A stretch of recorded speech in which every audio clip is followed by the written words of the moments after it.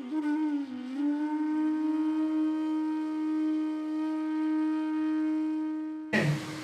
Number 10 છે, તિલક ટીકી ધારણ કરવાથી પ્રભુ પ્રત્યેનો કયો ભાવ આપણા મનમાં સ્થિર થાય છે? તિલક ટીકી ધારણ કરવાથી પ્રભુ પ્રત્યેનો કયો ભાવ આપણા મનમાં સ્થિર થાય છે? હવે જો આ તિલક અને ટીકી, ટીકી એટલે સ્ત્રીઓ માટે, તિલક એટલે પુરુષો માટે. હવે સત સિદ્ધાંત માર્તંડ ગ્રંથમાં કેમ સ્ત્રીઓને ઉર્ધ્વપુંડ્ર તિલક ન કરવું એના પણ કારણો બતાવ્યા છે. અને જેમ આજે આપણે થોડા ઘણા ગૌડીય સંપ્રદાયના સ્ત્રીઓને બધાને જોયું છે કે એ લોકો મોટા મોટા તિલક અહીંયા સુધી આમ કરે, તો એ લોકોને સંપ્રદાયની કોઈ વિધા હશે. પણ આપણા સંપ્રદાયમાં શાસ્ત્ર પ્રમાણ પુરસ્સર જે લોકો સ્ત્રી યોનિના જન્મમાં છે એમને ફક્ત એક ચાંદલો, એક ટીકી કરવાની, આટલું જ શાસ્ત્રમાં વૈષ્ણવ ધર્મત્વેન પણ બતાવ્યું છે.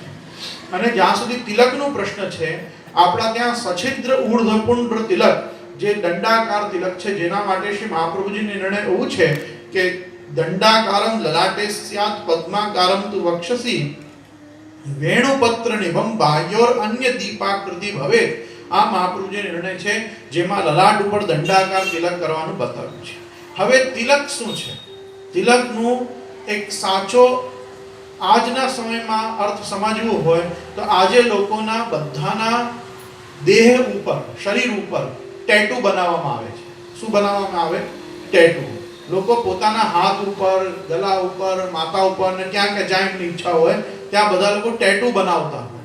ટેટુ શું હોય? ટેટુના પાછળ એ લોકોની મનોવૈજ્ઞાનિક કે ફિલોસોફી, એ લોકોના પાછળ શું હોય? અમે જે છીએ તે અમે દર્શાવીએ. જેમ કોઈને આમ બહુ દુનિયામાં દૂર સુધી જોવાની એના ફાર સાઇટેડનેસ છે, હાઈ ઉડે છે, એમાં બહુ તાકાત છે, આ બધું બતાવવું હોય તો એ લોકો ફાલ્કન, ઈગલ આવું બધું આપણા દેહ ઉપર બનાવે. કોઈને આમ થાય કે હું બહુ બ્યુટીફુલ લાગુ છું તો એ એના ઉપર મોર કે કોઈ હંસ આકૃતિ કે એવી કોઈ વસ્તુ બનાવે. તો tattoo is always a thing કે you are representing what you are. You want to explain what you are. તો તિલક જે છે ને, એ તિલક પણ એક પ્રકારનું ટેટુ છે, જે એક સ્પિરિચ્યુઅલ તમારી એક પ્રેઝન્ટેશન છે તમારો કે ઇટરનલી હુ એમ આઈ, ઇન્ટરનલી એન્ડ ઇટરનલી હું કોણ છું આ બતાવવાનું એક પ્રતીક છે તિલક કરવું. તિલક એટલે શું? ભગવત પાદાકૃતિ. ભગવત પાદાકૃતિ, ભગવત ચરણાકૃતિ. ભગવત ચરણાકૃતિ માથે છે એટલે હું સનાથ છું, હું અનાથ નથી. સનાથ છું એટલે મારા માટે કોઈ સ્વામી છે, હું કોઈ લાવારીસ નથી, હું અનાથ વ્યક્તિ નથી. મારા ઉપર ભગવાનનો ચરણ બિરાજે છે, ભગવાનના ચિહ્નથી હું અંકિત છું, તો એટલે હું ભગવાનનો છું. તો જ્યારે કોઈને આમ બતાવવું હોય કે હું ઠાકોરજીનો છું, તો એ ઠાકોરજીનો છો બતાવવા માટે એ પોતાના મસ્તક ઉપર તિલક ધારણ કરે છે. હવે તિલક આ પણ બતાવે છે કે તમે કઈ સ્કૂલમાં જાઓ છો, તો એક પ્રકારનું ભક્તિ માર્ગનું યુનિફોર્મ પણ છે. તમે વિશિષ્ટાદ્વૈતની સ્કૂલમાં છો તો રામાનુજી તિલક હશે, તમે શુદ્ધાદ્વૈતની સ્કૂલમાં છો તો તમારા પર પુષ્ટિ માર્ગીય કુમકુમનો તિલક હશે.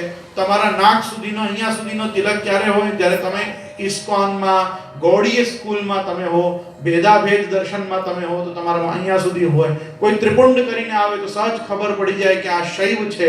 તો તિલક ટીકી શું બતાવે છે કે તમે કોણ છો? તો અહીંયા પ્રશ્ન છે કે તિલક ટીકી ધારણ કરવાથી પ્રભુ પ્રત્યેનો કયો ભાવ આપણા મનમાં સ્થિર થાય છે? પ્રભુ પ્રત્યેનો આ જ ભાવ મનમાં સ્થિર થાય છે કે હે પ્રભુ, હું આપનો છું અને ફક્ત આપનો જ નથી, હું આપનો દાસ છું. કેમ કે આપનો ચરણ જે છે એ મારા મસ્તક ઉપર છે. ભગવાનના મસ્તક ઉપર ચિહ્ન તો કેવલ ભક્તોના જ નથી પરંતુ દુષ્ટોના પણ હોય છે. જેમ કાલીય નાગ. કાલીય નાગના માટે શું મહાપ્રભુજીએ નામ લખ્યું છે ઠાકોરજીનું? કાલીય ફણિમાણિક્ય રંજિત શ્રી પદાંબુજ. કે ઠાકોરજીનો પાદાંબુજ જે છે એ કાલીય નાગના ઉપર રહેલા જે મણિમાણિક્યો છે, નાગમણીઓ છે, એ મણીઓ પણ ઠાકોરજીના ચરણ ચિહ્નથી અંકિત છે, રંજિત છે. તો એટલે એક વસ્તુ સમજો કે કાલી ફણિમાણિક્ય, જેના કારણે યમુનાજી અને બ્રિજમાં દોષ ઉત્પન્ન થતું હતું, એને પણ ભગવાને પોતાના ચરણ છાપથી નિર્દુષ્ટ કરીને પોતાના વાહનથી નિર્ભય કર્યો. પોતાનો વાહન હતો ને ગરુડજીનો એને ભય હતો અને એ ભયના કારણે આવીને ત્યાં યમુનાજીના એ કાલીય દહમાં રહેતો હતો. તો એને ત્યાંથી પણ નિર્ભય કર્યો કે હવે તું ક્યાં પણ રહેશે, રમણક દ્વીપમાં જશે કે કોઈ પણ દ્વીપમાં જશે, ગરુડજી હવે તને કંઈ કરશે નહીં. કેમ કે ગરુડજી સર્વદા, ગરુડજી એટલે કાલ, ગરુડજી એટલે કાલ. ગરુડજીના બે સ્વરૂપ શાસ્ત્રમાં છે. જ્યારે ગરુડજી દેવતાઓને દર્શન આપે છે તો ત્યારે એ વેદ રૂપથી દર્શન આપે છે. કેમ કે જ્યારે ગરુડજી આમ પંખોથી ફડફડાટ કરે ને તો બૃહદ અને રથંતર નામની સામ વેદની શ્રુતિઓ એમના પંખમાંથી પ્રકટ થાય છે. તો બૃહદ અને રથંતર સામ શ્રુતિઓને પ્રકટ કરનારા વેદ સ્વરૂપ ગરુડજી દેવતાઓને અને દૈવી જીવોને દર્શન આપે છે અને દુષ્ટોને અને દાનવો દૈત્યોને કાલ સ્વરૂપથી દર્શન આપે છે. કે ગરુડજી દેખાય એટલે બધા દાનવો સમજી જાય કે હવે અમે મરવાના નક્કી છે, કેમ કે ગરુડજીના દર્શન થયા. તો જ્યારે કાલીય નાગ ઠાકુરજીને કહે છે કે હું રમણક દ્વીપમાં કઈ રીતે રહું, મને તો ગરુડજી આવીને મારો ભક્ષણ કરી જશે, એમના તો અમે સહજ શત્રુ છીએ, નાગ અને સર્પો બધા કદ્રુના વંશજ હોવાના કારણે. તો ઠાકુરજી કહે છે નહીં, હવે મારો ચરણ ચિહ્ન તારા મસ્તક ઉપર છે તો એને જોઈને ગરુડજી તને કંઈ કરશે નહીં. આ ભાગવત આપણને સંદેશ આપે છે કે જેના માથા ઉપર ઠાકુરજીનો ચરણ ચિહ્ન હોય છે તેનું કાલ પણ કંઈ બિગાડ કરી શકતો નથી. તો એટલે આ ભાગવતનો સંદેશ છે કે દુષ્ટ જીવ હોય કે પુષ્ટ જીવ હોય, જીવ ઠાકુરજીનો છે એટલું તો તિલક બતાવે જ છે. તો આ તિલક ધારણ કરવું, ટીકી ધારણ કરવું એ આપણા સૌભાગ્યનું ચિહ્ન છે. આપણા શાશ્વત પતિ ગોપીજન વલ્લભ પ્રભુ શ્રી કૃષ્ણ છે એટલે આપણા ત્યાં ટીકી કરવામાં આવે છે. ટીકી કરવામાં આવે એટલું જ નહીં, આપણા ત્યાં જેટલા ગંગા સ્વરૂપ લેડીઝ હોય વૈષ્ણવોમાં, ગંગા સ્વરૂપ જનાના વર્ગ હોય વૈષ્ણવોનું, એમને પણ શ્યામ ટીકી કરવાનું આપણા ત્યાં પ્રકાર છે. કેમ કે તમે હવે સૌભાગ્યશાળી તો છો, કેમ કે તમારા લૌકિકમાં પતિ નથી, પણ અલૌકિકમાં શ્રી યમુનાજીના સંબંધથી ઠાકુરજી જ તમારા પતિ છે. તો ચોવા શ્યામ રંગ શ્રી સ્વામીજીનું પ્રતીક છે એટલે યમુનાજીનું. તો યમુનાજીના પ્રતીક અને યુથના અંતર્ગત આપણે બધા જ છીએ. તો જેમ આપણે લાલ ટીકી લગાવીને શ્રી રાધા સહચરીજી અને લલિતાજીના વૃંદના આપણે ગણીએ અને સ્વામીજીની આપણે કૃપા મેળવીએ, તેવી રીતે જે ગંગા સ્વરૂપ વૈષ્ણવ થઈ જાય એ લોકોને એમના વૈધવ્યમાં શ્યામ ટીકી કરીને પણ શ્યામ પ્રભુ એમના પતિ છે આમ એક ભાવ રાખવો. એવી રીતે અલૌકિકમાં આ પણ એક પ્રકાર સંપ્રદાયમાં છે કે ગંગા સ્વરૂપ સ્ત્રીઓ શ્યામ ટીકી અને કુમારિકાઓ અને સુહાગનો લાલ ટીકી કરીને પ્રભુ સન્મુખ જાય છે. તો ટીકી કરવું, તિલક કરવું એ પોતાના એક સ્વરૂપનું ટેટુકરણ છે. ટેટુકરણ એટલે તમે જે ટેબુ લઈને જીવી રહ્યા છો એ ટેબુને તમે પ્રોજેક્ટ કરો છો એક ટેટુના માધ્યમથી. તો આ ટેબુથી લઈને ટેટુ સુધીની જે યાત્રા છે એ તમારા સ્વરૂપ દર્શનની યાત્રા છે અને સ્વરૂપ દર્શાવવાનો એક પ્રકાર છે કે હું ભગવત દાસ છું, ભગવત શરણાગત છું, ભગવદ અંગીકૃત છું, ભગવાન માર્ગ ઉપર ચાલુ છું અને ભગવાન જ મારા પતિ છે. જેમ એ સાપ્તતામ પતિ છે એમ એ જગતપતિ છે અને હું આ જગતમાં હું પણ પ્રભુનો એક દાસ હોવાના કારણે, જીવ હોવાના કારણે એમના ચરણ ચિહ્નને મસ્તક ઉપર ધારણ કરું છું. તો હું અહીંયા આટલું જ કહેવા માંગુ છું આ બધી વસ્તુમાં કે શાસ્ત્રમાં આમ બતાવ્યું છે સર્વ કર્મ નિરર્થકમ. આ બધા જેટલા પણ શાસ્ત્રોપાદિત કર્મ છે એ બધા જો તમે ઉર્ધ્વપુંડ્ર વગેરે કરો તો બધા જ કર્મ તમારા નિષ્ફળ થઈ જાય. સ્નાનમ દાપમ દાનમ જપમ હોમ સંધ્યા સ્વાધ્યાય કર્મ ચ ઉર્ધ્વપુંડ્ર વિહીનસ્તુ તસ્ય કર્મ નિરર્થકમ. બધા નિરર્થક થઈ જાય છે. કયા કર્મો નિરર્થક થઈ જાય છે? સ્નાન. સ્નાન એટલે કયો સ્નાન? આપણે જે આપણા જલગડામાં જઈને જો દરરોજ સ્નાન કરીએ એ નહીં. તીર્થાદિમાં જાઓ અને ત્યાં જઈને જો ગંગા, યમુનાજી અથવા કોઈ વરુણાલયમાં જઈને ત્યાં તીર્થ બુદ્ધિથી જો તમે સ્નાન કરો તો એ સ્નાન સમયમાં તમારા માથા ઉપર તિલક હોવું જોઈએ. નાહવા જઈ રહ્યા છે એટલે તિલક કરીને શું કામ જવું એમ નહીં. સ્થાનેથી જે તમારું મુકામ હોય એ મુકામથી નાહીને તિલક કરીને જવું અને પછી ત્યાં તીર્થનું પૂજન કરીને તીર્થમાં 3 ડૂબકી સ્નાન કરવા. તો એ જ્યારે તમે સ્નાન કરો અધ્યાત્મ બુદ્ધિથી, આધ્યાત્મિક સ્નાન, તો તમારા માથા ઉપર તિલક હોવું જોઈએ. સ્નાનમ દાનમ, જ્યારે આપણે કોઈ પણ વસ્તુ દાન કરીએ ગૌ દાન કરીએ, ગૌ સેવા દ્રવ્ય દાન કરીએ, બ્રાહ્મણને કોઈ દક્ષિણા આપીએ, શ્રાદ્ધ પછી કોઈ કવર બ્રાહ્મણને કરીએ, કોઈ યજ્ઞ આદિ પછી કોઈ દક્ષિણા આપીએ, કોઈ પૂજન ઇત્યાદિ કંઈ પણ કર્મ કર્યા પછી જો આપણે દાન કરીએ જ્યારે, તો એ દાન સમયમાં પણ આપણા માથા ઉપર તિલક હોવું જોઈએ. તો સ્નાનમ દાનમ. ત્રીજી વસ્તુ છે જપ. જ્યારે આપણે જપ કરીએ, તિલક કર્યા વગર જપ કરવું નહીં, પાઠ કરવા નહીં, તિલક હોવું જોઈએ જપ પાઠ કરતી વખતે. તો જપ. હોમ, કોઈ પણ પ્રકારનો હોમ અથવા યાગ કરવા બેસો એ સમય ઉપર પણ તમારા માથા ઉપર તિલક હોવું જોઈએ. સંધ્યા, ત્રિકાલ સંધ્યા કરો તો સંધ્યાની પહેલા માથા ઉપર તિલક હોવું જોઈએ. અને સૌથી મજેદાર વસ્તુ શાસ્ત્રે કહી, સ્વાધ્યાય કર્મ છે. ભગવત શાસ્ત્રોની સેલ્ફ સ્ટડી રીડિંગ પણ જ્યારે કરો ને, તો પણ તમે ભગવત શાસ્ત્રો જ્યારે વાંચી રહ્યા છો ઘરમાં એકલા બેસીને, તો પણ વગર તિલક લગાવે તમે સ્વાધ્યાય ન કરી શકો. અને સ્વાધ્યાયનો સાચો અર્થ વેદમાં તો વેદાધ્યયન માટે જ છે. એટલે ત્યાં વેદમાં પણ એક શ્રુતિ આવે છે, સ્વાધ્યાયમાં અને અધ્યાત્મમાં પ્રમાદ નહીં કરવું. તો એ સ્વાધ્યાય વેદાધ્યયનના અર્થમાં છે. તો આ શાસ્ત્ર અધ્યયન, વેદાધ્યયન, સંપ્રદાયનું અધ્યયન, જેને આપણે સ્વાધ્યાય કહીએ, તો સ્વાધ્યાય કરતી વખતે પણ માથા ઉપર તિલક હોવું જોઈએ. એટલે સ્નાનમ દાનમ જપમ હોમા સંધ્યા સ્વાધ્યાય કર્મ ચ ઊર્ધ્વ પુંડ્ર વિહીનસ્તુ તસ્ય કર્મ નિરર્થકમ. બધા જ કર્મો નિરર્થક થઈ જાય છે જો તિલક કર્યા વગર આપણે કરીએ. તેવી રીતે આગ્રહપૂર્વક કુમારિકાથી લઈને સધવા અને સધવાથી લઈને વિધવા સુધી બધાને ટીકી કરવાનો આગ્રહ રાખવો જ જોઈએ. એવી રીતે પુરુષોને તિલકનો આગ્રહ રાખવો જ જોઈએ. એટલે અમે તો અમારા વલ્લભકુલમાં તો અહીંયા સુધીની મર્યાદા છે કે અમારા માથે ઉપર તિલક નથી હોતું તો અમને કોઈને ચરણ સ્પર્શ પણ નથી આપતા. કે આ સમય સ્વરૂપ ધર્યું નથી, તો જ્યાં સુધી અમે સ્વરૂપ ન ધરીએ ત્યાં સુધી અમે પણ ચરણ સ્પર્શ આપતા નથી. અમારા સ્વરૂપમાં અમે હોતા જ નથી, કેમ કે તિલક માથા ઉપર નથી. અને એક મસ્ત પ્રસંગ હું આપને તિલક સંબંધી બતાવીને આજનો અહીંયા આ ક્રમ આપણે સમાપન કરીએ.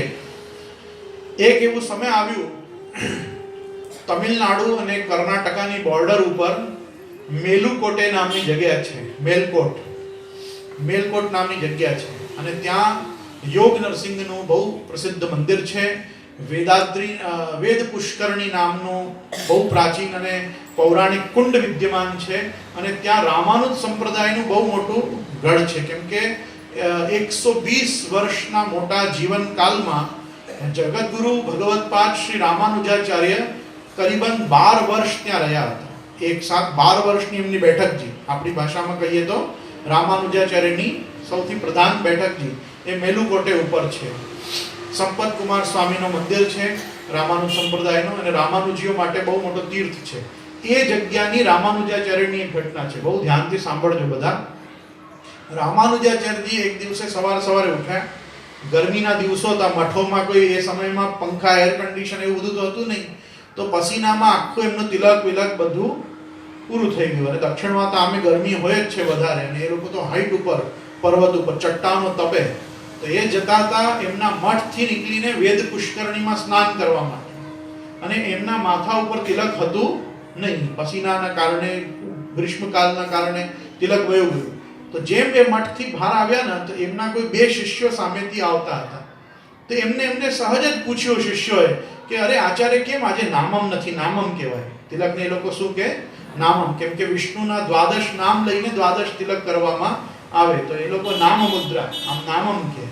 તો કે આચાર્યને પૂછ્યું કે કેમ આપના માથા ઉપર નામમ નથી આજે? તો એમને કહ્યું કે એવું તિલક નથી આજે.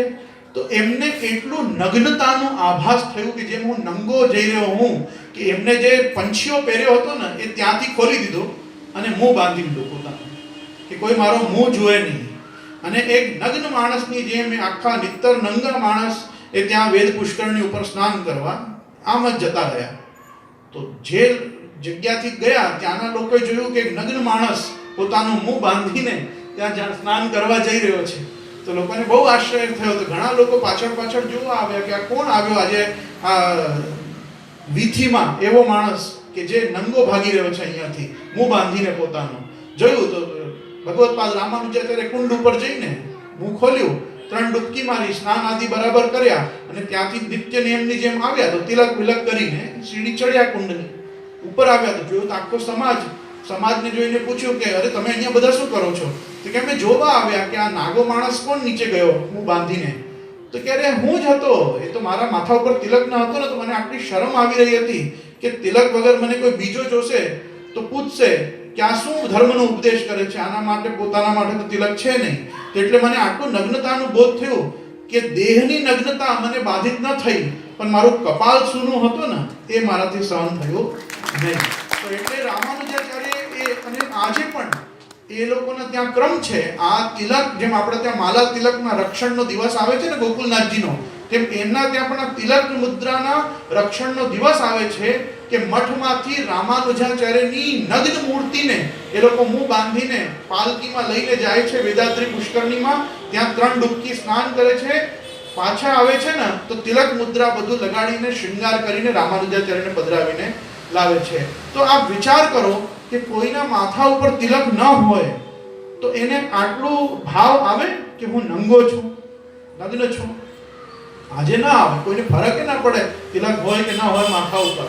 પણ આ એક આપણા વૈષ્ણવત્વની, દાસત્વની, એક આપણા દાસ ધર્મના એક ગૌરવની, દાસો અહમના અહંકારની એક આત્મબુદ્ધિ છે કે તિલક નથી તો એટલે હું વિધવા છું, તિલક નથી તો હું અનાથ છું, તિલક નથી તો હું લાવારીસ છું, તિલક મારા માથા ઉપર નથી તો હું કોઈને મુંહ દેખાડવા લાયક નથી.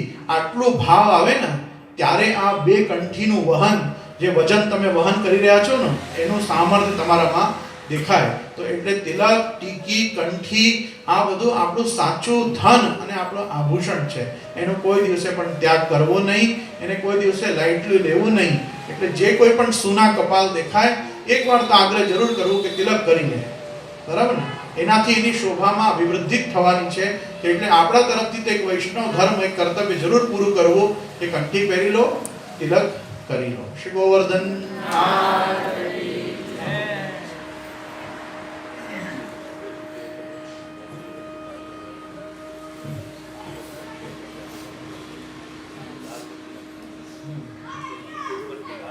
બરાબર. પિતૃચરણે બહુ સારો એક વિધાન કર્યું. તમને ખબર હશે કે અહીંયાથી અમે બાળકો જ્યારે પણ પધરામણીમાં આવીએ તો સૌરાષ્ટ્રની રીત કે અપ્રસી આચાર્યોની રીતના હિસાબે ઘણા લોકો આમ કહે છે કે કોરો કંકુ રાખવાનું. પણ અમારા ત્યાંથી જ્યારે પણ લોકો આવે ત્યાં પધરામણીમાં તો અમે કહીએ નહીં, કોરો કંકુ નહીં રાખવાનું, કંકુ ભીનો કરો. કોરા કંકુથી તિલક શુભમાં થતો નથી. તો પિતૃચરણ બહુ સુંદર એક પ્રકાર બતાવે છે કે આપણા ત્યાં ગુલાલનો તિલક પણ કરવામાં આવે છે. તો જ્યારે સુખો તિલક કરવું હોય, કોઈને કોઈ એવી જગ્યા જવું હોય કે વધારે દેર માટે તિલક ધારણ કરી શકતો નથી, તો કોરા કંકુથી તિલક ન કરવું, ત્યારે ગુલાલથી પણ કંકુના ભાવે તમે ગુલાલથી પણ તિલક કરીને જઈ શકો છો. કે જ્યાં થોડાક સમય માટે જ તિલકનું એક ભાવના કરવી છે કે તિલક ધારણ તો કરવું છે, પણ ક્યાં જઈએ, ક્યાં અલાઉડ હોય ક્યાં ન અલાઉડ હોય, તો એવા સમયમાં કે જ્યાં તિલક કરીને જવું અલાઉડ ન હોય ત્યાં ગુલાલનો તિલક પણ આપણા ત્યાં કરવામાં આવે છે. ભગવત પ્રસાદી ગુલાલ સાલભરમાં રાખી લેવી અને એનાથી પણ તિલક કરો તો એ ઉર્ધ્વ પુંડ્ર તિલક સંપૂર્ણ જ ગણાય છે. ફક્ત કુમકુમનો નથી હોવું જોઈએ એવું નથી, અરુણ વર્ણનું તિલક હોવું જોઈએ. મહાપ્રભુજીએ પણ શાસ્ત્રમાં જે બતાવ્યું છે એ જ બતાવ્યું છે કે ભગવાનના જે ચરણારવિંદ છે આરક્ત છે. તો રક્તિમ આભા લાવવા માટે આપણે ભગવત પ્રસાદી કુમકુમથી તિલક કરીએ છીએ. તે જ પ્રકારને ગુલાલ પણ પરિપૂર્ણ કરે છે. એટલે સુખા તિલક કરવા હોય તો સુખા તિલક ગુલાલથી થાય. કંકુથી જ્યારે પણ તિલક થાય ભીના કંકુથી જ તિલક થાય, કોરા કંકુથી અશુભમાં તિલક થાય. અથવા તો દેવ પૂજામાં જ્યારે કુમકુમ અર્ચના કરવામાં આવે તો દેવતાઓને કોરા કંકુથી અર્ચના કરવામાં આવે, જીવને કોરા કંકુથી ઉપયોગ કરવો નહીં. એટલે કોઈને ચાંદલો પણ કરવો હોય તો કોઈ દિવસે કોરા કંકુનો ચાંદલો ન કરવો, ચાંદલો પણ ભીના કંકુથી જ કરવા. આ જ એક પુણ્ય મર્યાદા, શુભ મર્યાદા છે. એટલે આપની આજ્ઞા થઈ છે કે ગુલાલનું પણ એક પ્રાવધાન આપણા ત્યાં બતાવ્યું છે. શ્રી ગોવર્ધન નાથ કી